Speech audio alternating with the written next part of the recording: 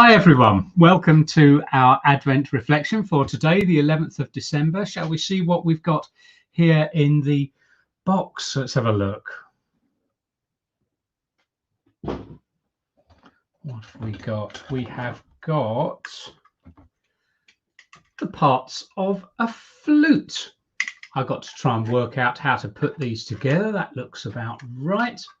And pop that on there, and we have a flute. Now, mercifully, I am not going to, beyond that, attempt to play this for you. Quite a lot in the Bible, there are mentions of flutes and pipes and all sorts of musical instruments.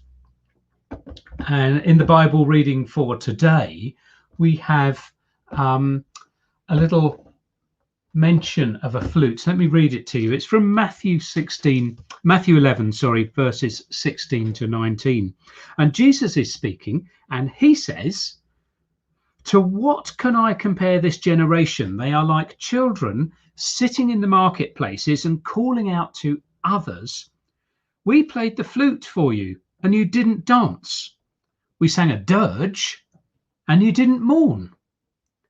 For John the Baptist came neither eating nor drinking, and they say he has a demon. The Son of Man," that's what Jesus would call himself, "the Son of Man," says Jesus, "I came eating and drinking, and they say, here is a glutton and a drunkard, a friend of tax collectors and sinners.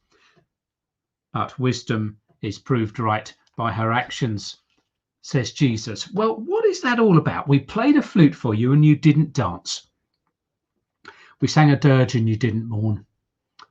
And it's about the kind of person and God and King that Jesus is. What kind of person came into the world at Christmas? Who was Jesus and what was he like? And what is being said here is that when Jesus says we played the flute for you and you didn't dance, what Jesus is saying is that people wanted Jesus. They wanted him to do what they wanted him to do, and they wanted him to go where they wanted him to go, which was mostly away, and they wanted him to be what they wanted him to be. Irrespective of who Jesus was and is and where he wanted to go, they wanted to call the tune and they wanted Jesus to dance to it. And very often, that's the kind of God that we make Jesus into. The person who dances when we want him to dance and to do what we want him to do.